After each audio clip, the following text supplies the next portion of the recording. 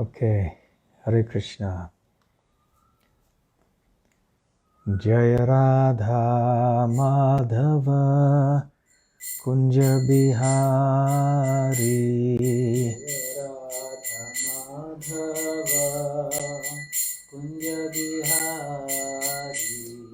Jaya Radha Madhava Kunja Bihari.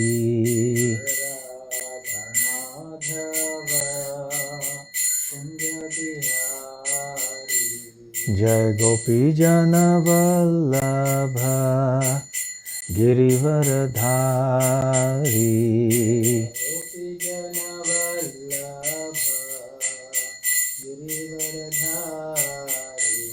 Jai Gopi Jana Vallabha Girivaradhari.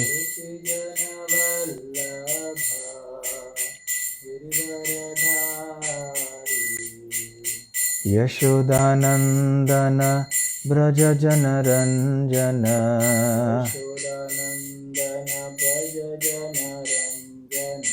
Yashodanandana Braja Janaranjana.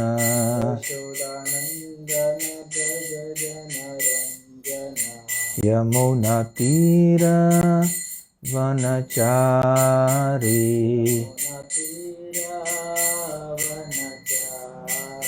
Yamuna Tira Vanachari.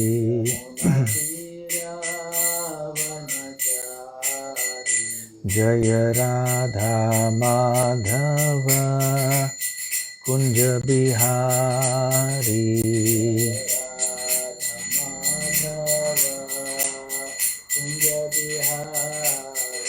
Jaya Radha Madhava Kunja Bihari.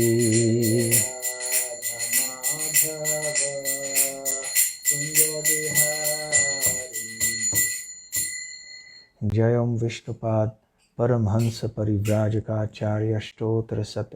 His Divine Grace Abhay Charana Bhakti Vedanta Swami Srila Prabhupada Ki Jai. Ananta Koti Vaishnava Vrinda Ki Jai. Shri Shri Radha Shyama Sundar Lalita Vishakha Ki Jai. Shri Shri Krishna Balaram Ki Jai. Shri Shri Gaur Nitai Ki Jai. Nitai Gaur Premanande. Samaveta Bhakta Vrinda Ki Jai. Samaveta Bhakta Vrinda Ki Jai. Samaveta Bhakta Vrinda Ki Jai. Shri Shri Guru Gauranga Ki Jai. Om Ajnana Timirandhasya Jnananjana Shalakaya Chakshurun Militam Yena Tasmai Shri Gurave Namaha. Shri Chaitanya Manobhishtam Sthapitam Yena Bhutale Swayam Rupa Kada Mahyam Dadati Svapadantikam. Vande Ham Shri Guru Shri Yutapada Kamalam Shri Gurun Vaishnavamscha. Shri Rupam Sagrajatam Sahagana Raghunathanvitam Tam Sajivam Sadvaitam Savadhutam Parijana Sahitam Krishna Chaitanya Devam. Shri Radha Krishna Padang Sahagana Lalita Shri Vishakhanvitamscha. Nama Om Vishnu Padaya Krishna Presthaya Bhutale Srimate Bhakti Vedanta Swamin Niti Namine. Namaste Saraswate Deve Gauravani Pracharine Nirvishesha Shunyavadi Paschatya Deshatarine. Vancha kalpatarubhyascha kripa sindhubhya evacha patitanam pavanebhyo vaishnavebhyo namo namaha. Jai Shri Krishna Chaitanya Prabhu Nityananda Shri Advaita Gadadhara Shivasadi Gaur Bhakta Vrinda. Hare Krishna Krishna Krishna Hare Hare Hare Rama Rama Rama Hare Hare.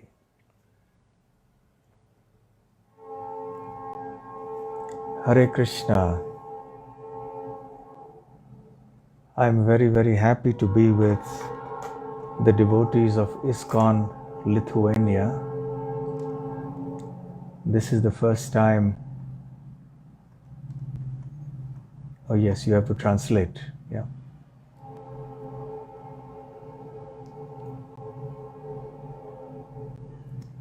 This is the first time that I have the opportunity to be with all of you. I'm very happy that Krishna consciousness is flourishing in Lithuania so well.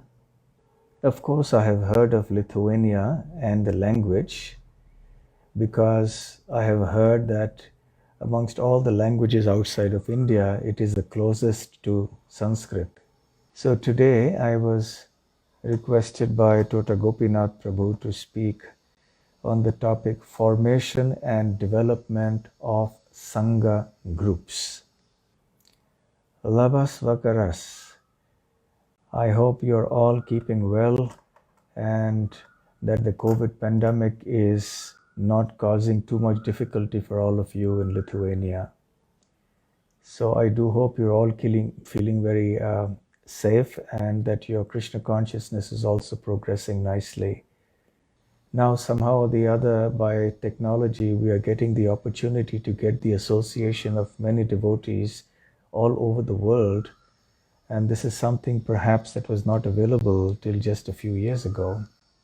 So the opportunity for Sanga, Sanga means association, and Sadhu means devotees. So the opportunity for the association of devotees, Sadhu Sanga, has expanded considerably because of internet and other electronic means.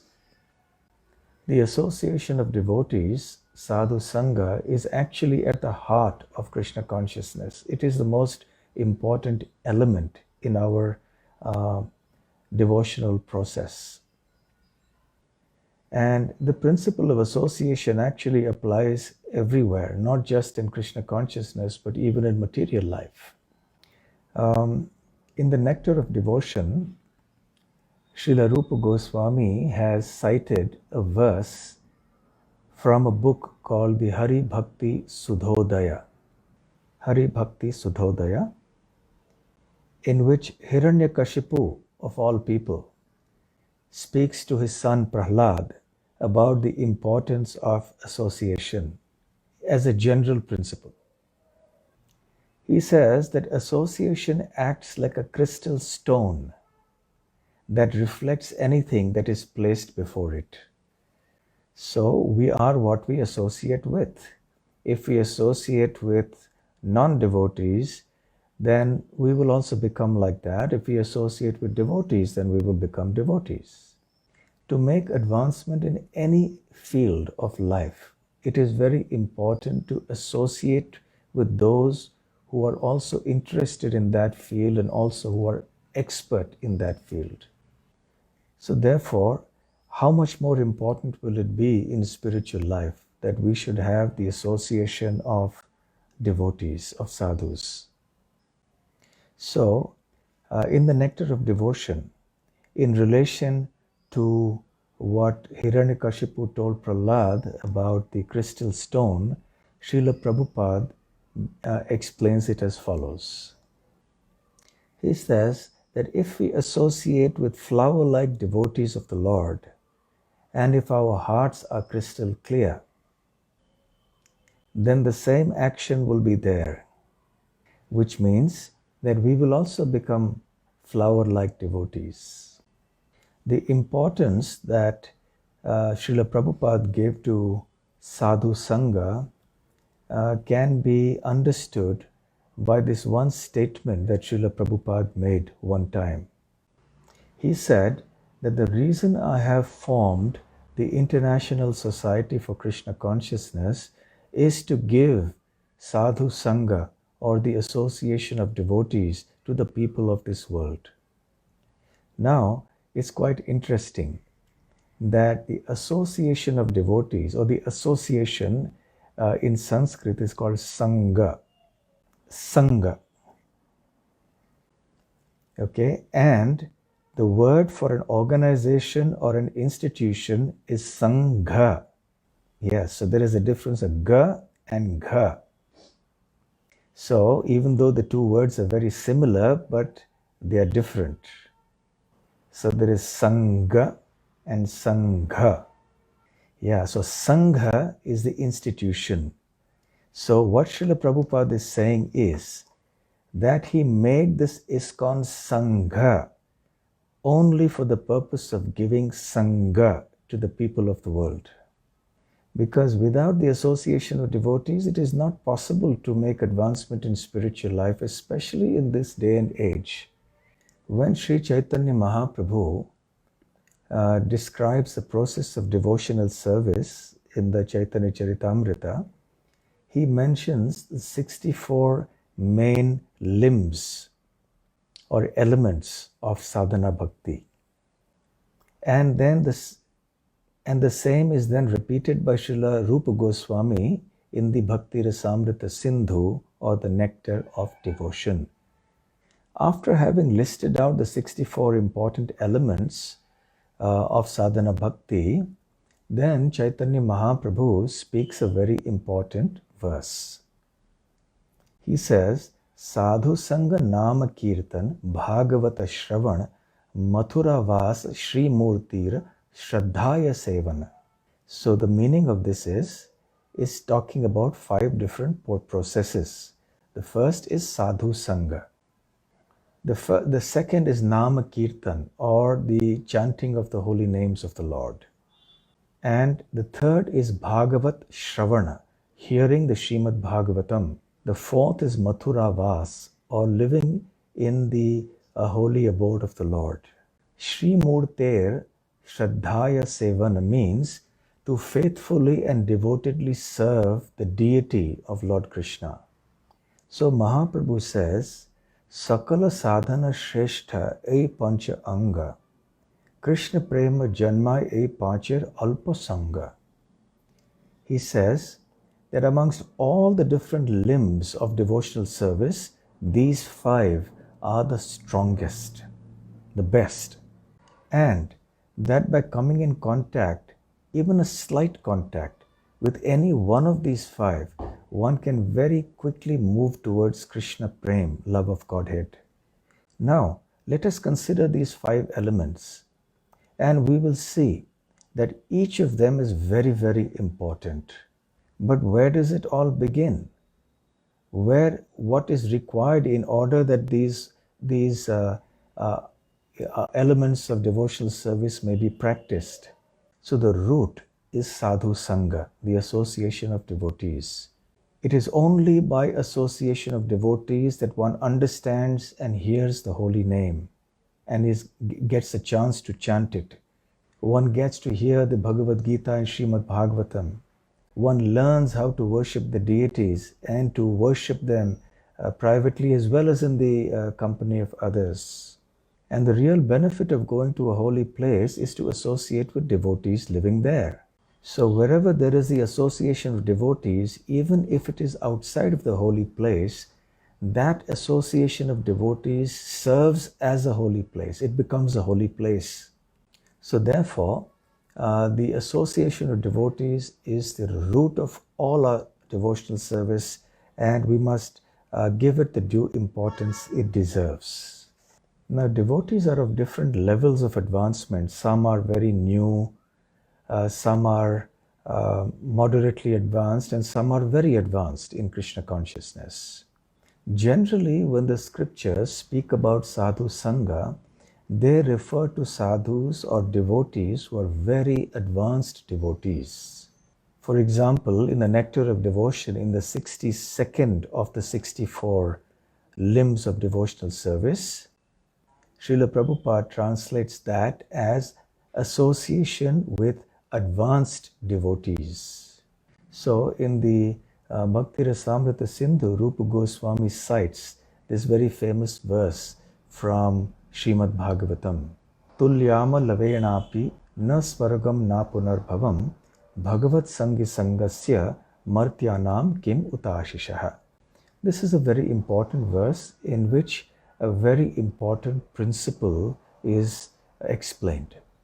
It says that the attainment of heaven, or even the attainment of liberation or merging into the impersonal Brahman, what to speak of the attainments of petty material benefits on this earth planet, do not even equal the even a moment's association with the devotees of the Lord. The devotees have been referred to in this verse as Bhagavat Sangi. Bhagavat means of Bhagavan, of Lord Krishna.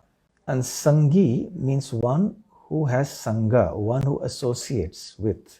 So Bhagavat Sangi means one who associates with the Lord. So that is the devotee. So this verse says that one should get the Sanga of the Bhagavat Sangi. One should get the association of those who associate with the Lord. And even a moment's association with such devotees cannot be compared at all to all these other material attainments. So naturally, when we speak of Bhagavat Sangi, someone who's associating with the Lord, then we understand it's a very advanced devotee. Of course, whenever as ordinary devotees, we also chant the holy name or we hear the Bhagavatam, etc., we are associating with the Lord. But the quality of association will not be the same as in the case of an advanced devotee. So therefore, the association of advanced devotees is to be sought after. So if we have the opportunity to obtain the physical association called the Vapu of an advanced devotee of the Lord, that is wonderful and we should avail of it as much as we can. But that may not always be possible. And then we should know that the Vani or the instructions or teachings of those great devotees are equally potent and they are non-different from with the physical association of that devotee. So for example, when we study Srila Prabhupada's books or we hear his lectures, we are directly associating with Srila Prabhupada through his Vani. We also associate with the spiritual master by following his instructions, by abiding by his orders. So these are the ways in which we can associate with very advanced devotees, pure devotees. But in our day-to-day life as devotees, whenever we get association, we largely get association of devotees who are somewhat our peers. Some amongst them may be advanced devotees and many others will be devotees in the medium category or perhaps in the new category.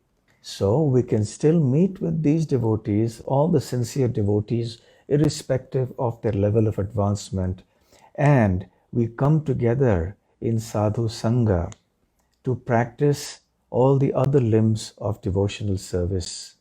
In this way, we not only associate with the devotees living around us, but we also associate with Krishna, we associate with Srila Prabhupada and with all the previous acharyas. So this is the principle of sadhu sanga. We also serve the devotees by following their instructions. So sadhu sanga is not different from sadhu seva. Srila Rupa Goswami also explains, and Srila Prabhupada has spoken this many times in his lectures. Adau Shraddha Tatah Sadhu Sangasyat Bhajana Kriya. This is the process of how one advances in spiritual life. So in the beginning, there is slight faith, Adau Shraddha, very little faith. And that little faith brings us to the association of devotees, sadhu sanga. In the association of devotees, we engage in devotional service, like hearing the holy names, chanting the holy names, reading and hearing Bhagavatam, and so on. And as we perform devotional service, our heart starts getting cleansed, and we make advancement in spiritual life. And we move on to higher and higher stages till we ultimately come to the point of love of Godhead, Krishna Prema, which is the highest stage. And all of this is possible in the association of devotees, sadhu sanga. Whether we are new devotees or devotees in the medium category or very advanced devotees, we all need association. And this is the reason why Srila Prabhupada established various temples all over the world, so that these temples could be the centers where people would gather and practice devotional service in the association of devotees. In our regular ISKCON temples all over the world, there are certain standard programs that happen every day. There is a morning program, there is the evening program that happens every single day. Then there are also festivals like Janmashtami, Ram Navami, and so on. And there are Sunday feasts. So many types of activities and programs where devotees come together.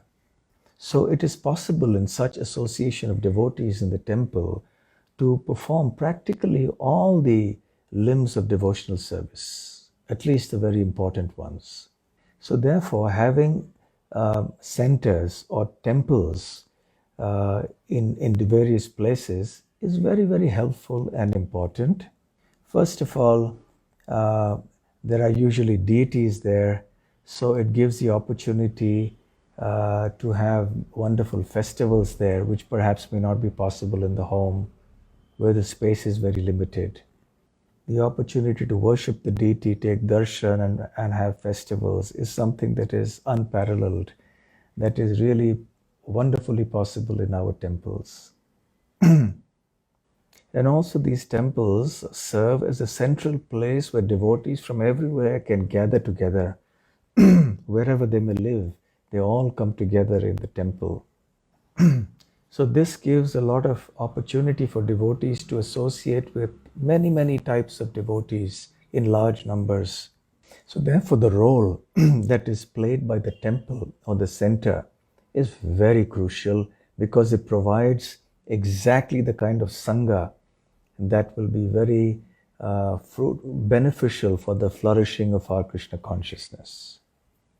However, when the devotee community becomes very large and devotees are dispersed in distant places from the temple, and it is not possible for them to come every day to the temple because they live very far away, then we have to think of other alternatives.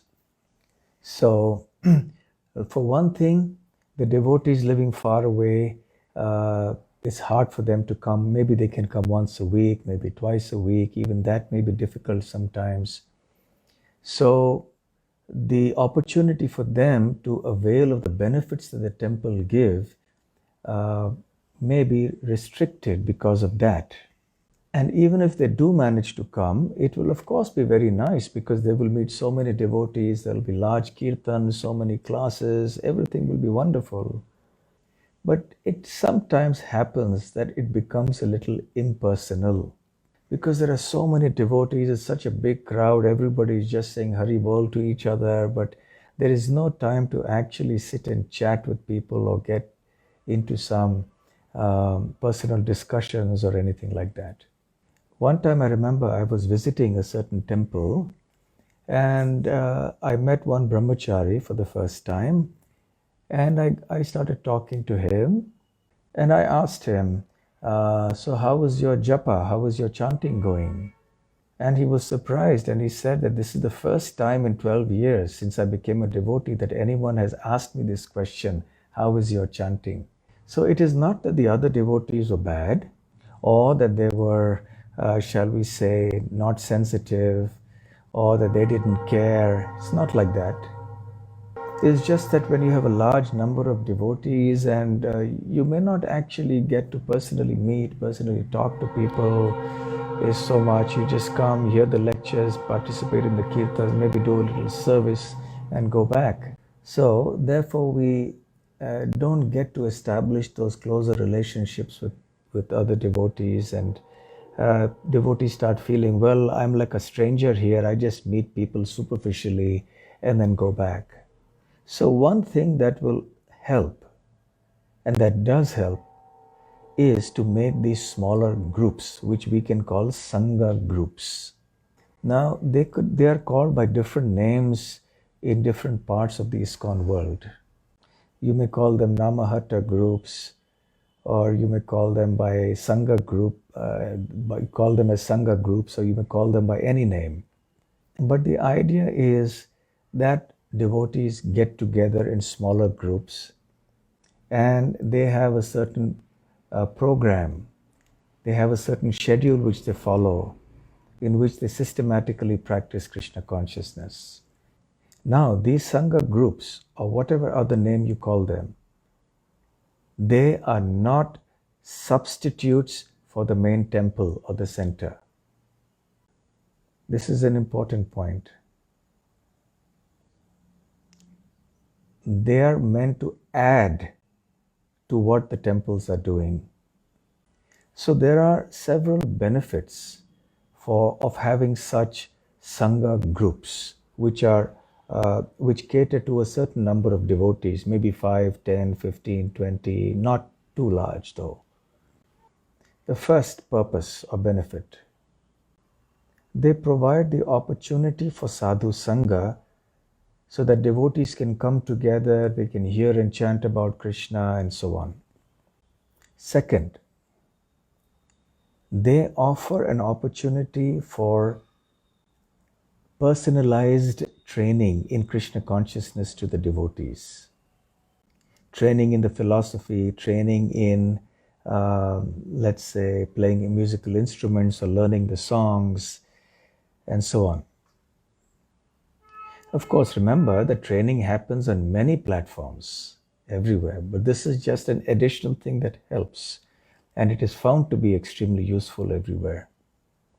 The third benefit is that it provides an opportunity to deliver personalized care to the devotees, so that we don't have incidents like the one that I just mentioned, where the brahmachari said, in 12 years, nobody has asked me how my chanting is going.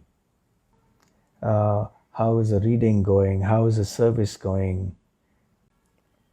Sometimes the devotees have problems of different sorts. They need some assistance to solve the problems. They need some guidance.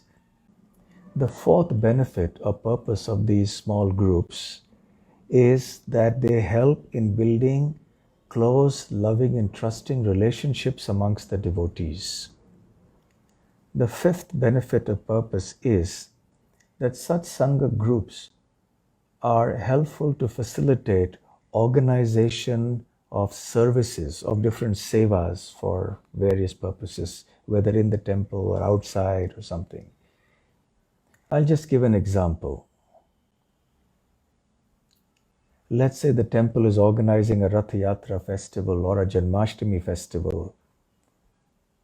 So the different Sangha groups can take responsibilities for different services amongst their group. They can decide, okay, they can offer, we will cook the bhoga. Another group can say, we will look after some other service, and so on. It'll become easy to manage even for the temple. And finally, the sixth benefit or purpose of such small Sangha groups is that it's helpful in spreading information or to the devotees, or getting feedback which may not be possible in a big group of devotees. So usually the Sangha groups will operate in two ways.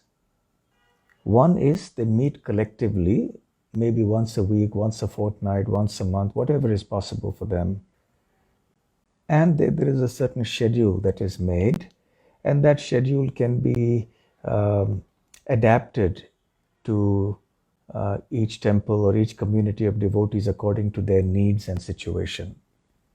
The second is that the devotee who is leading that group can keep in touch with the other devotees at a personal level, even at other times, not just at the time of the meeting. So it affords a platform to connect with the devotees within the group.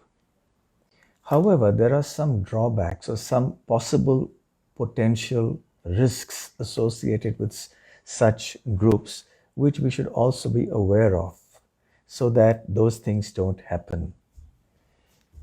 One is that there is a possibility that these Sangha groups may become islands in themselves, and they may become independent of other groups and also of the temple. So one must be very cautious to avoid that. These Sangha groups must work closely together with each other. The leaders of those groups must meet time to time also, so that all the devotees and all the Sangha groups have nice relationships with each other. They get to know each other. They meet in the temple or elsewhere. And in this way, the Sangha groups, they remain closely cooperating with the temple, they remain connected to the temple. So the devotees get the benefit of the opportunities presented in the large temple and also in the small Sangha groups. So overall, it is great benefit to the devotees when these two are combined. It is good for the leaders of each group to be called servants, because they will realize that we are not controllers of the devotees, but rather we are serving them. We are the servants of the devotees in our group. And just as each Sangha group meets and it has its own syllabus or some kind of a curriculum or schedule, similarly, if all the servant leaders of these Sangha groups meet separately together, they can also have some kind of a curriculum or schedule so that it will help them get trained better also. So in this way, it is of great benefit for the entire devotee community, which can grow, which can expand. And as the number of devotees in any Sangha groups grows too large, you can split and you can have smaller groups so that the purposes of the Sangha group is accomplished. Now, in each Sangha group, when they meet once a week or once a fortnight or whatever, what is it that they will do? There is no hard and fast rule about a specific kind of schedule, or that it must be done in this sequence or all of this must happen, etc. But I can offer 10 points that I believe will make for a complete gathering, a successful gathering. First is Kirtan. When everyone assembles on time, punctually, then there is Kirtan for some time, maybe 10 minutes or so. Then everyone chants the Mangalacharana prayers, the invocation prayers, which are typically, if you find it in the Vaishnava song book, it is nice for us to learn that and chant it every time. It's called Mangalacharana. Yeah. So the third is that we can recite our standard prayers. We can take one prayer for one session and maybe repeat that for 3 or 4 sessions or 5 sessions, whatever number. Like we have our standard prayers, we have the morning Mangalarati song, we have the Tulasi Puja song, Sandhya Arati song. We have so many standard prayers and songs which the devotee should learn, and they should understand the meaning of it also. It helps if for each of these items a certain amount of time is fixed, say 5 minutes or 10 minutes, so you can complete the whole program, let's say in 2 hours or something like that. So the fourth item is that there can be recitation of verses, maybe 1 or maybe 2 verses from the Bhagavad Gita or the Srimad Bhagavatam and so on, the important verses. This is only a suggestion. Some devotees may prefer to not have it, but personally I prefer that it is nice to include that, and it makes people more well versed in the Shastra and is better for training. The fifth item is that we should take a particular book of Srila Prabhupada and start reading that and discussing it. So there may be, let's say, about 20 minutes reserved for that. Everyone comes prepared with a certain chapter or a few pages of one of Prabhupada's books. And each time 20 minutes are spent to read and discuss till that book is over, and then you start another book after that, and you finish all of Prabhupada's books like that, starting with the smaller ones. The sixth element, I would say, is there should be some time, maybe 15 minutes, 20 minutes, whatever, for discussing Vaishnava etiquette and lifestyle. I mean, simple things, right from simple things like how to put on tilak, down to how to offer obeisances, and many, many things like that. How to serve prasad, how to honor prasad, and so on. So there are so many topics there, and each time a different topic can be taken, or the same topic can be continued till you complete it. Then number 7, you can spend maybe 5 minutes or 10 minutes, depending on the need, to have some discussion on practical services to do or any other any things like that if you want. The eighth can be everyone chanting one round of japa together. The ninth is to sing a Vaishnava song together. Each time a different song can be sung by different devotees, and so we learn all the songs in our songbooks. And finally, the 10th item is Prasadam. If it's possible to have full Prasadam, that's fine. If not possible, just a little something to end, and then everybody departs. So it can be done in about 2 hours, maybe 2 hours, 15 minutes, depending on how much time everybody has. As I mentioned earlier, this is not a hard and fast rule. In different places, devotees may adapt this kind of thing according to their own needs. But the principle that devotees get together and hear and chant and study systematically is important. Some energy and coordination will be required to keep this system going. So the leadership of the devotee community must ensure that it sustains, that it continues, it doesn't stop after it starts. Yeah, the last point I mentioned was that the leadership in the devotee community must ensure that the program continues, that it doesn't stop after some time. Okay, so I'm open for questions. I'm sorry I have gone over the time. There could be various criteria for that.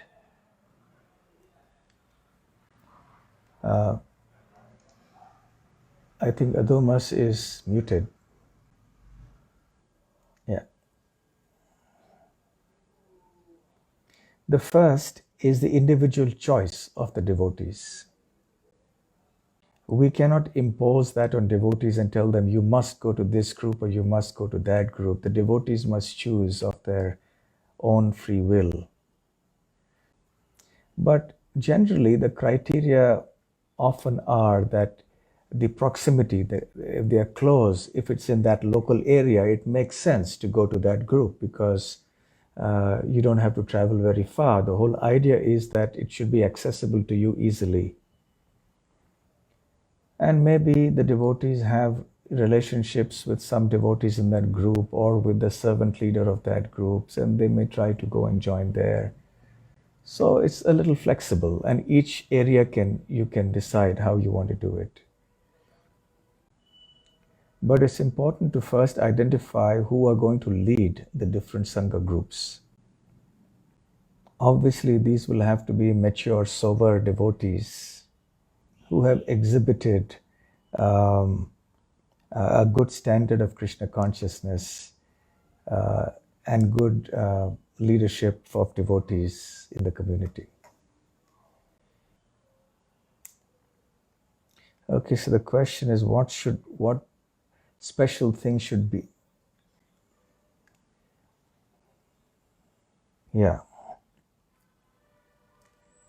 Yeah, so what should be special in the temple that the groups will like to be connected to the temple?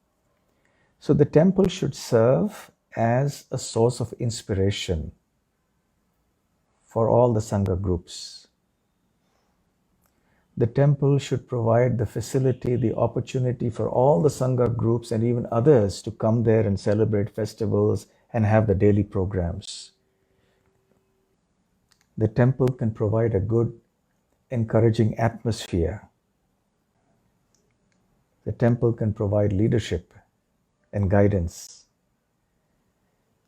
Okay, so what kind of difficulties can come when you start to set up these Sangha groups? Many difficulties will come, like you do anything.